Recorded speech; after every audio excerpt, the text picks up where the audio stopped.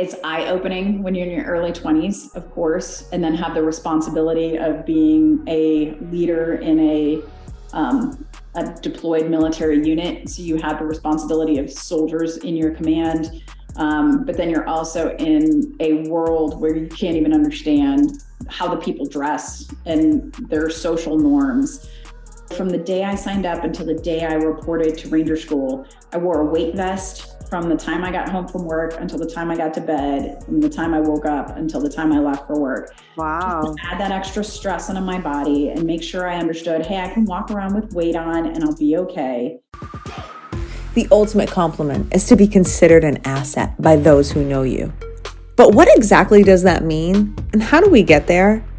I believe that there is a less discussed approach to becoming a person of value, a person who is successful, respected by others, and fulfilled. It's somewhere between the hustle culture and the ease and flow of manifestation. This podcast is designed to be a resource for the ambitious, the relentless, and the rare who are breaking societal norms, going against the grain, and are open to unconventional practices as we study what it takes to be a true asset in every area of life. My hope is that you'll find this podcast unique and like it enough to share it with a friend and maybe even one day join us at one of our in-person events. Enjoy. What's up, everybody? I'm super excited to have you for today's podcast. We have a guest who I'm extremely excited to get to know and to bring her to you. Her name is Lisa Jaster, and I'm going to have her introduce herself. Lisa, tell us about you. Hey, Autumn, good morning or good afternoon. So I am, like you said, my name is Lisa Jaster. I am an Army Reserve Lieutenant Colonel. I am an executive coach and leadership development professional. But what people might know me for is in 2015, Army Ranger School was opened up to women for the first time. Out of the 19 women who started the course, 3 of us graduated. I was one of them. The thing that makes my story a little bit more unique is I was a reservist, which means I was doing Army part-time.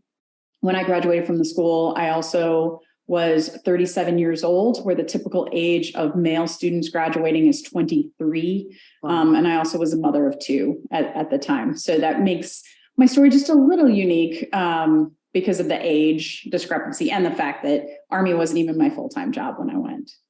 Oh my goodness. So Lisa, why Ranger School? I never had an issue with the things that I was told I couldn't do. For whatever reason, it really didn't bother me. I noticed it, but I had so many amazing opportunities when I was active duty military. And then when I left the military and joined the engineering community as a civil engineer doing project management for Shell Oil Company, I knew there were limitations out there, but I felt like I was really pushing those limitations. And then this opportunity came up. There was a Army-wide questionnaire. Hey, if you're a woman, would you be interested in going to Ranger School? And my sergeant major, who, for anyone who's not military, that's the senior most enlisted is the word we use, but it's the doer. It's the senior most doer in an organization. He told me, hey, you should probably do this. And I told him I liked room service and I was kind of past living in the woods for extended periods of time. And so he and my husband kind of got into a dark corner and whispered in each other's ears. And then my husband was like, you never said you wanted to go to Ranger School, but what if other people want to go and they don't have 37 years of life experience? Like, yeah, young people can physically make it through, but this is going to be a mental challenge, being one of the first women to try to break through that barrier.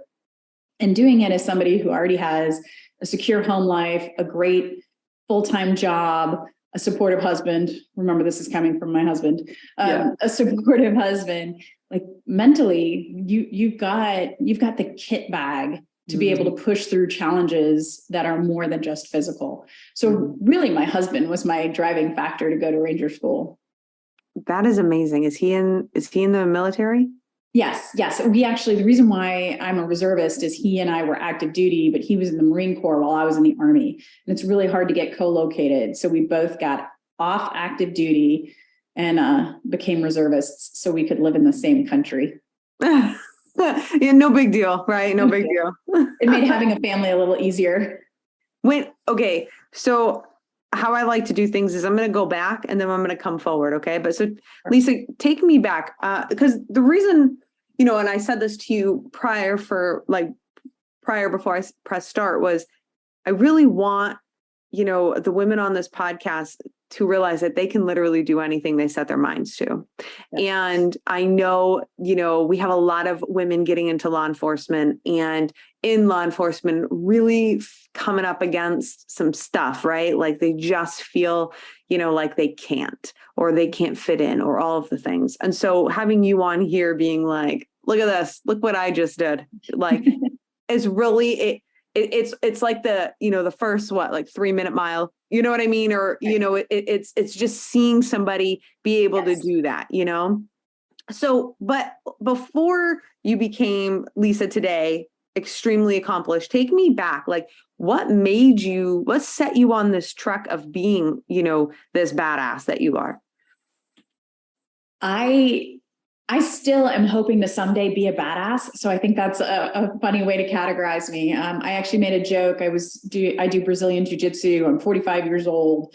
There's a young kid in there and I keep asking him to try to give me some cauliflower ear because no matter what I do, I'm still 5'4" at 140 pounds and I don't look tough. And I figure if I get some cauliflower ear, somebody will think I'm a badass. But to answer your actual question, Autumn, instead of completely tangent, I've never been happy with what I had. So when I was a little kid, I would take all my books home from school just in case I had a chance to, back when we carried books, in case I had a chance to study a little bit more on the weekends, totally nerdy. I wanted to be a ballerina at one point in time. And so I remember myself in like 5th and 6th grade standing in church, practicing how to hold my arms and practicing my turnout and just trying to figure out little ways of being a little bit better every day. So I think that's been ingrained in me because when I was really young, my mom used to constantly bark at my brother and I saying, never say I should have, I could have, or I would have. So even the first time I took an airplane, I brought a backpack full of books in case I had time to read them all. And I've kind of had this, how can I become the most efficient person possible so that every moment, it's not work all the time, but it's always getting a little bit better. And a lot of what drove that is I had a lot of successes and I had a really, really good support team. So if I got good grades or if I did something, my mom's like, okay, yeah, that's great. Now what? So you got A's. Well, what are you going to do with those A's? And then I went to college and got beat down and I couldn't get A's anymore. Okay, well, what can I get a little bit better at? So I took extra PE classes because I wasn't getting the material. I wasn't a straight A student. So I was like, oh, I'll do more physical fitness because I excel at this and I can get even better. So I guess it's that trying to be 1% better every day attitude. Lisa, you said you went to college. What'd you go to college for? So I did go to the United States Military Academy at West Point. And I got a degree in civil engineering. So I got a bachelor's and then later the Army paid for me to get my master's in civil engineering. And did you always know that you wanted to go into the military? I figured it out in about 7th grade. Really? So for me, the first Gulf War, 1991, occurred when I was in 7th grade. And I thought, God, you see all these people on TV and they're pretending to be heroes. And I'm sure the LE community feels the same way. And then you see somebody who's a real life hero, like actually saving people, not pretending, not getting beat up and suddenly being able to stand up or run through a gunshot wound, but real people who get shot and get hurt and fall down and figure out and find the intestinal fortitude to continue to drive on. And I saw these people on TV during the first Gulf War, and I was like, these are heroes, not somebody wearing a costume and pretending who had their words written for them, but these people are heroes. And, a couple months later, my grandmother sent me a book written by one of the first women to ever go to the United States Military Academy and graduate in 1980. And it's called In the Men's House. And I read this book and I was like, oh my God, this is really hard. This is not something a lot of people have done before. And when you come out, you're wearing a costume, and at that time it's called battle dress uniform, and you get to be a real world hero. And I thought, well, that's what I want to do. And like I said, for your community, I'm sure a lot of people felt that same way. It's the pay sucks, the work hours suck, the risk at work sucks, but for some reason you love every minute of it. And if you see someone that's got a similar identifying mark, my brother was a volunteer police officer in Santa Paula for a number of years. And, you know, we would go somewhere, and if you see somebody who has kind of those issued shoes, or they have a Velcro patch on their backpack, and you're like, come here, let me buy you a beer. Yeah. And it's that permanent community. It totally went off. It's okay. That's perfect. That's perfect, because we're getting to know who you are, and you are incredibly inspiring and very well accomplished. But what I want people to see is that you're human. I want them, barely, just a little bit, maybe not fully, Lisa, but no, I'm just kidding. I want people to see that, because I think sometimes we really get into our heads about the shit that we can't accomplish. Yes. Because, maybe because of outside influences, or our parents, or whatever, society, our whatever, the police departments or the military, yada, yada. We get into our heads about it. You seem like you are a person who you don't really get into your head about it. Do you just like put your nose down and you just grind and that's it? Like, how do you do that? Autumn, what really bothers me is when other people undermine your accomplishments, and you see it on social media is one of my favorite places. I only go on twice a day, first thing in the morning and at night. So I post in the morning and I reply in the evenings, or at least that's my goal. And I love people watching, or people saying things like, oh, you've got good genetics. No, you don't. Like, you've worked your butt off for those legs for 20 plus years. And that's why I say, when you ask that first question, how did I end up being the way I am? It started in elementary school and middle school. And for all these people who are out there doing these amazing things, or they're trying to be whatever their dream is. And specifically when you're talking about law enforcement or first responders, that doesn't happen in a day. That doesn't happen in a year. You don't suddenly become physically fit. You've been building up to this for years. So, a lot of us who have crested our pinnacle, maybe like at 45, I don't know how many, I'm not going to be breaking any records or doing anything amazing. I'm going to try, but I don't know how much more I have in me. But for everyone who's still trying to reach that point, I got people saying to me, oh, well, was Ranger School easy for you? Or was this? No, you've been working on it for years. You just didn't know it. Like by the time in your heart that you want to go to the academy, or whether it's the police academy, the fire academy, or West Point, you've already been working on that internally for a decade. And it's not going to be easy for you. But you've been doing it for 10 years, 15 years, 20 years. Yeah, that's so good. I'm just sitting here thinking about that. It's like, yeah, you just don't know that you're actually working towards whatever it is. You don't know that you've been being prepared for this thing. Now let me ask you this. Okay, so and you said in 7th grade, you're like, okay, I know I'm going into the military. What made you decide Army?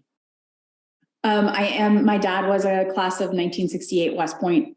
He was Army. So that helped. But I specifically thought of either the Army or the Marine Corps, but the Marines go to the Naval Academy and then need to be accepted into the Marine Corps for them. So it's not a sure thing. And I wanted to be part of the ground forces. I always, one of the things I love, and all the military branches have advantages and disadvantages, but the Army and the Marine Corps, when we talk about our assets, we count how many people we have. So if you're in a leadership position and you say, hey, I'm a company commander, and they're like, oh, how big is your company? My answer would be, 150 people. In the Air Force and the Navy, the equipment is really one of the driving forces. So they have a boat with the crew, or they have a plane with the crew. And so the people belong to the asset versus the asset belonging to the people. And again, very, very different personalities are required to be successful in each. And I was definitely the best fit for the Army. That's cool. And so did you go right in at 18? I did. I graduated high school on June 4th and I left for West Point on June 30th. No kidding. And like, what was that like? Tell me about West Point. So I think it was awesome and horrible at the same time. I went there thinking, okay, this is America's best and brightest. And when I got there, yes, everybody is at, it's hard to get accepted in any industry you want to get in and you truly respect.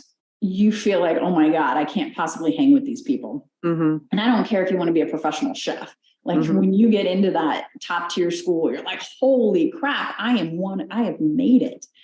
And then you get there and you get to know the people and you're like, wait a minute, these people are all just like me. And exactly. So it's, oh, wow, I'm as good as these other people. And then you realize, wait a second here, we're all very similar. We're all a bunch of chuckleheads. So I think it was fantastic in the fact that, 90% of my class or some crazy number graduated in the top quarter of their high school graduating class. And everybody was a high school varsity athlete and everybody got this and everybody was National Honor Society. But then you look around the corner and, all the juniors and seniors are doing keg stands just like at any other university. So it's a lot of both. And it was a really good experience for me and it was the right place for me. It's definitely not the right place for everyone. And then, so you did 4 years there? Yes. So West Point is when you apply, you have to get a congressional nomination. You have to pass a physical. You have to take a physical fitness test. And then there's the normal college application process. Once you go in, you do cadet basic training, 4 years at the school, and then you're commissioned as a second lieutenant upon graduation. You only can graduate in 4 years. Like there's systems in case you get in trouble and you're a bad actor and you get kicked out and come back. But it's a 4-year institution. There's no 5-year option. And then as soon as you graduate, you owe the military 5 years of active duty service plus 3 years in the inactive ready reserve. So where did you go after West Point? Thank you so much for listening to this episode. I hope you're enjoying it and getting some good stuff, mind-shifting things from this. I just wanted to remind you super quick that if we are not hanging out on social media, we should be. You should come hang out with me. I am the Autumn Clifford on Instagram. I'm Autumn Clifford on TikTok. And I have a Facebook group called She's an Asset. Love to have you there. Love to hang out with you and get to know you. Thank you so much for supporting my show. Let's continue. So I went to Fort Leonard Wood, Missouri to get my initial training. And then I was stationed at Fort Stewart, Georgia. As soon as I got to Fort Stewart, that was 2001, and September 11th occurred. So I went over to Afghanistan very early after September 11th. And then we came back and turned around quite quickly and went to Iraq in 2000. So that was 2002, 2003. Then the Army sent me back to Fort Leonard Wood to get some advanced training. That's when they paid for me to also get my master's in civil engineering. And then from there, I went and was stationed in South Korea for a couple of years. How'd you like that? I got off active duty, took a 5-year break in service, and I've been a reservist ever since. So I'm at 17 years of service at this point. Wow. And so how was Iraq and Afghanistan? The Army has a way of everywhere they send you, you miss the place you left. I went to Afghanistan and I thought, wow, this is terrible. And then I went to Iraq and thought, wow, I miss Afghanistan. It's eye-opening when you're in your early 20s, of course, and then have the responsibility of being a leader in a deployed military unit. So you have the responsibility of soldiers in your command. But then you're also in a world where you can't even understand how the people dress and their social norms. So it was really good and really scary in the fact that there's so many question marks out there that you can't possibly ever have the answers. So it was an extended period of time of being at a higher state of readiness and alertness. I think that's one of the reasons why, in all honesty, I have the utmost respect for a lot of the my jujitsu training partners are law enforcement and first responders. In the military, when we're overseas, we have to have that high state of alertness while we're there. But when we're in garrison, we really are in a peacetime environment. But my training partners that put their boots on every morning, they're in their hostile environment from 9 to 5 or 5 to 9 a lot of times. And then they have to come home and do that switch daily versus I go for 9 months, I'm on high alert, come home and get to unwind a little bit. So I have the utmost respect for my brothers and sisters in the first responder industry. Yeah, we talk a lot about that. The hypervigilance pattern is a killer. And it definitely is very different than the military that way. Because, we live in our patrols. So it's exactly what you said. So yeah, thanks for recognizing that. That definitely is a topic of discussion. Do you, when you were over there, like, did you guys like form a base and like, were you able to stay? Like, did you have to go into the community? Like, can you explain that to me? Yeah. So for engineers, we go where it's the crappiest, make it better. And then we move on to the next crappy location and make it better a lot of times. And that's because I was in what's called a combat heavy unit. All the unit titles have changed now and the makeup of the military has changed, but this was 20 years ago. So we did minefield clearing operations with a heavy equipment, but we did a lot of base camp improvements and base camp establishment. So we would literally go to a place where there was nothing but sand. And when we left, there would be latrines, shower tents, living tents, chapels, MWR, morale, welfare, and recreation facilities. And sometimes we would move on. Sometimes we would stay there and push out for different missions, like building an airfield or building other facilities for sometimes local nationals and sometimes our own soldiers, sailors and airmen, of course. But then as far as going in the communities, depending on the certain jobs you have, because I did a lot of concrete work trying to upgrade airfields, myself and our supply personnel would have to go into contracting meetings with local nationals to purchase rock and sand and water. You had to purchase water because there wasn't a lake just next door in Afghanistan. So there was some going into the community, but I was not in any sort of situation where I'm wearing a burqa or trying to blend in with the local nationals. So no special forces, special operations type missions for me. Yeah. Oh man, but still that just talking to you about it stresses me right out. So that must have been a pretty stressful, situation, especially right after 9/11. Yeah. Do you, okay. So then you go in and you go to Korea. How'd you like Korea? I loved it and I hated it. Same thing, you get used to this is going to sound really funny, but as an American, when you say people are American, it doesn't mean anything. It just means where you live, right? Mm-hmm. It means kind of a little bit about what you have pride in. It tells you some things about the person, but when you go to Korea, everyone's Korean. Mm-hmm. And I walked off the airplane in Seoul for the very first time and I looked around and everyone was Korean nationality. And, I left from wherever I was, Georgia, wherever I flew out of, and you looked around and everyone who was American, they're Korean American, Chinese American, mm-hmm. African American, like mm-hmm. every color of the rainbow. So it was a cultural shock, mm-hmm. Which made it really interesting and fun for me. But it's a really small country with a whole lot of people. And as somebody who really likes outdoor activities, I hated the fact that if you go mountain climbing, there's literally a lane and 20 people trying to climb the mountain in a lane. Oh gosh. Yeah.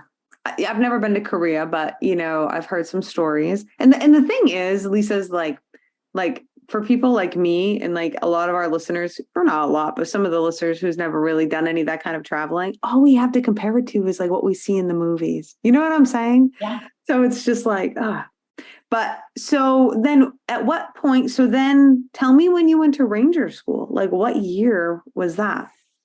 Yeah, so it was 2015. In 2014, it was right before my 37th birthday. I had to hand in my name, as I said, saying, yeah, I might be interested in going. And then all of a sudden around Christmas time, right before Christmas, they're like, hey, you said you wanted to go, your higher command is willing to let you go. So we need all of this paperwork, all of these, you have to do a Ranger physical, and you have to get certified that you're good at all of these tactics and techniques. And we need it all by early January. And you're going to a pre-Ranger training course where if you don't pass it, you don't get to go to Ranger school. And you're doing that in January. And it was like, oh shit, right? So I'm 90% civilian. Like I'm very little of me as military. So I go to an urgent care facility with a blank check and I'm like, hey, I've got to get this physical. And they're like, well, that physical's only for men. Like, you don't have these parts. We can't check these parts on you. So we can't complete this physical. I'm like, let's make some shit up. Here's a blank check, literally. And I'm at an urgent care facility in downtown Houston. And I'm Googling with an urgent care doctor and 2 nurses. And we figured out how to fill out the forms. Like we are literally making stuff up. I got nobody to test me on these tactics because I'm a senior officer that does Army part-time. Right. So my husband happens to have he's in reserve Marine. He's a reserve Marine and he's in battalion command, which means he's got a bunch of active duty Marines who work for him. They come and they test me. They're like, hey, just Major Jaster, come and spend a day with us and we'll test you. And they taught me all this stuff and they worked through this. I mean, there were weapon systems that I hadn't carried in 10, 15 years because officers don't do that, especially the jobs I've had. And they kind of got me ready to go to Ranger school. And ultimately I went to this pre-Ranger course. It was a 2-week class. Well, not a 2-week class. It really was a 2-week test to see if you were ready. And I ended up graduating 2nd overall in the class. And it was the first time that I believed I could actually do that. So that was January 2015. And then April 2015, we started the actual course with 19 women. In August, 2 women graduated. And then I ultimately graduated in October. It took me a little longer than my contemporaries. Why? Do you mind me asking? Yeah, I had to recycle. So if you fail any part of the course, they let you restart that part once. If they deem you're salvageable as a Ranger school hopeful, Ranger school graduate hopeful. And so I recycled more than the other 2 women who graduated in 2015. Chris, like I said, Chris and Shay made it through in August, and then I finished up in October. Yeah, well, it's still pretty friggin' amazing. And let's talk about this. Your mindset. Tell me what your mindset was leading up to it. Tell me what it was going through it, Lisa. Like, what were you thinking? Like, because you have to be at a very high level mentally. Obviously, you talked about in the beginning, obviously in a very high level physically, but can we talk about some of that? Like, what was the preparation leading up to this, getting in shape? You talked obviously how, some Marines really helped you prepare like with the weapons, but like, what were you doing mentally and physically? So I think one of the most interesting facts about the first group of women that went through Ranger school is, they asked us September, October if we wanted to go. And in April, we were there. And we were going through that pre-course in January. So if you weren't already at peak fitness in September, October, you couldn't go. So there wasn't a whole lot of physical prep. I was actually preparing, I was doing competitive CrossFit and Brazilian Jiu-Jitsu, and I was preparing for an Olympic lifting competition when we found out about this opportunity. So I still haven't done an Oli lifting competition because I was gone for the one I signed up for. But so physically, I was already as prepared as I could be. And one of the things that I believe, whether it's law enforcement or with regards to the military, physical fitness is an important base, not just for the fitness tasks, but if you're at the edge of or at the limit of your physical fitness, and then you have academic requirements or mental challenges, you will break. So, yes, to pass, my physical fitness might have needed to be an 8 out of 10, but to be able to pass the mental challenges while being exhausted, my physical fitness really needed to be a 10 out of 10. So I knew physically I was already there, but what I did is I put weight on my body. So from the day I signed up until the day I reported to Ranger School, I wore a weight vest from the time I got home from work until the time I got to bed, from the time I woke up until the time I left for work. Just to Wow. add that extra stress onto my body and make sure I understood, hey, I can walk around with weight on and I'll be okay. And then the mental part is knowing that my husband not only supported it, but was pushing me. There is nothing more important to a successful person than their tribe. And so when people are looking at reaching for a goal or trying to exceed their own expectations, step one is to look to your left and your right and make sure you have the right support system. And if you have that guy who, when you say, hey, I want to try something really awesome, he goes, great, let's go grab a beer. You need to get rid of him and find somebody who wants to go to the bar, meaning a barbell, to help you prepare rather than to pull you away from your goals. Building that tribe, building that team. I had that, which was great for the mental preparation, but then just learning the minor skills and learning how to do them under duress. So there's some things in Ranger School you have to have memorized. So I would put 50, 60, 70, sometimes 80 pounds in my backpack, sometimes a child.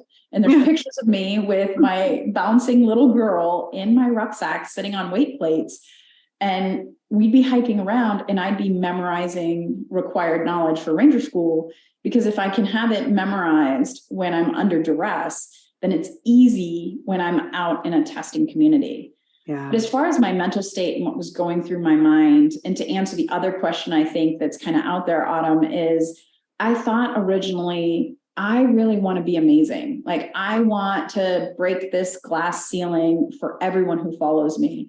And after a while, when I was in the thick of it, I really just kept thinking, I shaved my freaking head for this. I can't go home and be a failure because it'll take me a year plus to grow my hair back out. And I mean, I had hair down to the bottom of my bra line. Oh my God. And, That's awesome. I sent it to children with hair loss and had a buzzed head, and I have scars on my head. Like, I have an ugly grape. And so now I'm walking around with a shaved head.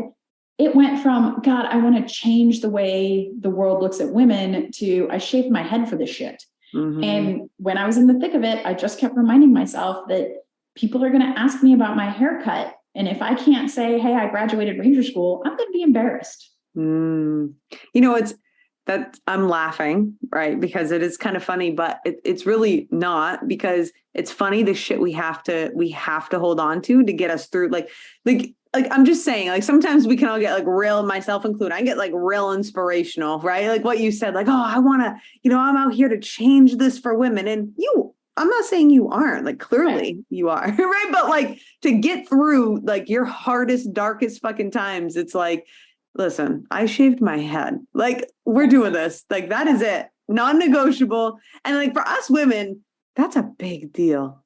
Especially, yeah, that's a big deal, man. Like, I'm just sitting here thinking about it and I'm like, oh my God. Right. It was harder for me to cut my hair than almost anything else. And tell me about, like, so when you were in it and you were facing hard times, would that be like the one thing on your head, or you're on your head, in your mind? Or not on my head. Or not on your head? Would that be like what's like in your mind, or like, because, and the reason I'm asking you this is because I really want to give, women who are in their hard times, like, I want them to, what do they hold on to? Like, what should they be like, or what could they be thinking about? Like, what was that motivation for you that just kept driving you forward?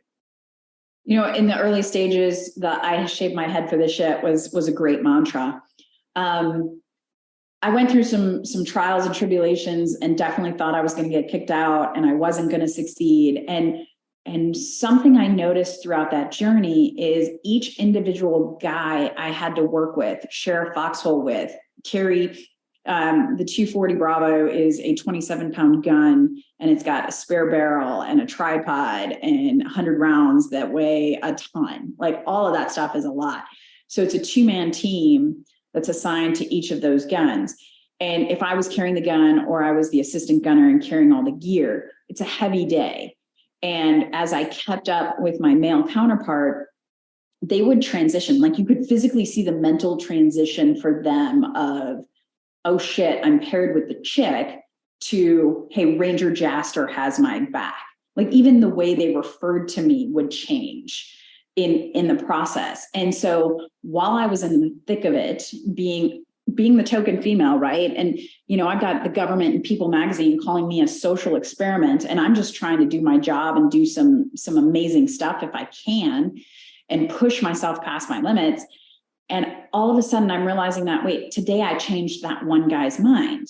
And that one guy who's 23 years old, he's going to go home to his wife and his kids and his military unit, and he's going to be in the Army for another 20, 25 years. And he's always going to be able to say, well, I know most women can't do this, but I remember Ranger Jaster. So suddenly everything changed in the thick of it. And it's lived on in everything I do, whether it's Brazilian Jiu-Jitsu, whether it's going to the gym, whether it's being a wrestling mom and knowing the difference between a half Nelson and a Merkel. And it's that idea of you change somebody's life and opinion one person at a time, and that one person changes everyone else's life. So as you referred to it, Autumn, as being in the thick of it, I'd say, especially for you ladies, as you're in the thick of it, stop thinking you need to change the world. Just be the best version of yourself. And that's even for a stay-at-home mom, be the best version of yourself so that there's one person in this world who's like, damn, she's got her shit together. And if you can do that and focus on that every day is a little mountain, and suddenly you are at the top looking at the sunset, and it's amazing. But just change one mind today, just one, and that'll be a huge long-term impact. And I think that's beautiful, great advice. And it also takes the pressure off, right? Because we're out here and we are, a lot of us listening to this podcast working in male dominated industries, and we are fighting and we are trying to be just exactly like, I really loved your explanation of how like you could see like, oh shit, the guys be like, oh shit, I'm paired with the chick too. And then you'd see the transition once you proved yourself, because let's be honest. And but just truthfully, and I just want to say this, I've said this 1,000 times, men have to prove themselves too. Like it's not just women having to prove themselves. We all have to prove ourselves. But I love your mentality behind that. And that's really important. It's one person at a time. And like you said, from there, you will end up on top of the mountain with the compound effect. It will happen if you don't give up. Yes. So what's your biggest takeaway from Ranger School? Speak the way people need to hear you. And it's nested very closely in that one person at a time world, because my 40-something-year-old peers, I'm post battalion command, which means I had almost 1,300 soldiers and civilians underneath my command for 2 years in my part-time job. Okay. So my peers are doing that as their full-time, if they're active duty. They hear my message very differently than an 18-year-old who just passed boot camp. And, their female peers at boot camp were coming straight from high school, and high school to get, do you remember the Presidential Fitness Award? Yeah. Yeah. And I think all of us, all American kids have to go through this, right? But the girls do bent arm hang and push-ups from their knees, while the boys do pull-ups and regular push-ups. So these 18-year-old kids that are coming from basic training that are saying women are physically weak, well, they're comparing all women, or they're making assumptions about all women with this generation who just came out of a society that says, well, women can't have upper body strength. I mean, we were literally raised to think that women can't have upper body strength.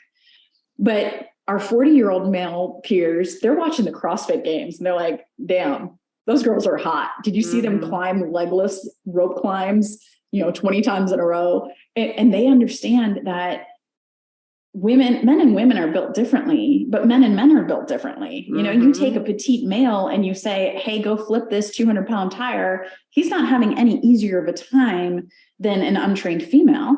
So we just need to set our expectations higher. So the point of all of that yammering is that each person I speak to, whatever my message is, has to be spoken to as an individual. Now, in the military, I couldn't speak to all 1,300 of my people all the time. individually, but there are different ways to present your message for the group. And my Ranger School peers that were in their 20s, what they taught me was Maslow's hierarchy of needs hasn't changed. Mm-hmm. The way we bond as women is different than the way men bond, but we still need the same bond. So I just had to figure out what works for them. And yeah, so to make a short story long, speak to people the way they need to be spoken to is really my number one lesson that comes out of Ranger School, or pretty much any life lesson I could talk about. That's amazing. No, it's really good. Great feedback. Now, tell me, does that translate into your book? It does. It does. And one of the things I tried really hard with the book is to not make it a leadership development. There's so many military leadership development books out there. This is just stories. And if you want to read it and laugh and suffer with me, I refer to my feet as tartar at one point in time. So you can commiserate with the stories. But if you really want to get something out of the book, there is a lot of underlying messages about teamwork, about communicating with your peers. I talk about fitting into the mystical bro bond. And that's this, everybody thinks that once women invade this community, somehow we're going to want to have sex all the time and we're going to want to have babies. Like, yes, you're attractive to me, but you haven't showered in 3 weeks and you have rashes all over you. I'm not turned on. Mm-hmm. And I've got other things in my mind. But like when women are interjected, it doesn't automatically become a brothel. It's just injected, not interjected, injected. But we're not trying, not everybody's trying to have sex with each other, or we're not going to cry. Mm-hmm. And, one of the underlying messages there is that there are women out there who just want to serve their country. They just want to do the same thing that all the guys do. And yeah, it's really hard for a lot of these guys to believe that there's a woman out there who wants to fulfill the Ranger mission, which is to close with and destroy the enemy by any means possible. I mean, Dakota Meyer is a Marine Medal of Honor winner. Super impressed with him. And I actually get to talk to him this weekend, so that'll be exciting. That is exciting. If you haven't read his book, he kills a dude with a rock. Mm-hmm. And, the assumption is no woman ever could do that. And it is an extremely impressive feat. The intestinal fortitude he has, the ability to not only self-preserve, but to try to save his teammates. Women don't automatically not have that. Now, not every woman has it, but guess what? Not every man has it. Correct. And so that's a lot of what I hope comes out in the book, is that people read this book and say, wait a minute, there's women out there that truly want to serve their country, that although nobody wants to shoot the enemy in the face, they're willing to do it to protect their nation, to protect. It's not that I hate what's in front of me, it's that I love what's behind me. And women feel that just as strongly as men do. And my hope is that the book introduces that to the general populace who maybe can't meet an Autumn, or can't meet a Lisa, or can't meet some of your other listeners who really, we're not even trying to be a badass. We're just trying to provide a service. We are called to serve. What's the name of the book, Lisa? It's Delete the Adjective. It's Delete the Adjective, A Soldier's Adventures in Ranger School, but Delete the Adjective is kind of the whole theme of my mission since graduating from Ranger School. I don't want to be a female Ranger School graduate. I don't want to be a middle-aged athlete. I just want to be an athlete. I just want to be a soldier. I just want to be a leader. I don't need any adjectives to limit the credibility of what I've done in my life. I love that. And where can we find the book? Amazon, Barnes and Noble, even my webpage, which is deletetheadjective.com. And it's available Audible too. So for those of us who don't ever sit down long enough to read. That is important. Yeah. That is important. Audible. I love Audible. Listen to so many of them. Lisa, so tell us about like what you're up to now. What do you got going on? Yeah. So I'm a partner in Talent War Group, which is a talent acquisition and leadership development firm. So working to do leadership development workshops, executive coaching, The other half of the firm does a lot with executive placement, specifically working with C-suites, and really working in that talent management area, because that is one thing that my career has taught me, whether I was working in project management, whether I was working as a civil engineer, or my time in the military, is that recruiting good talent is one thing, but retaining good talent is really the challenge that we need to be working on. And because of my experience, I really focus on building the integrated team that's focused on innovation. Man, I got to tell you, law enforcement needs you. Retaining that talent, man. I'll tell you, that is good. And so where can we find you on the socials? I am all over the place. It's always Lisa A. Jaster. I do have a blue check mark on Facebook.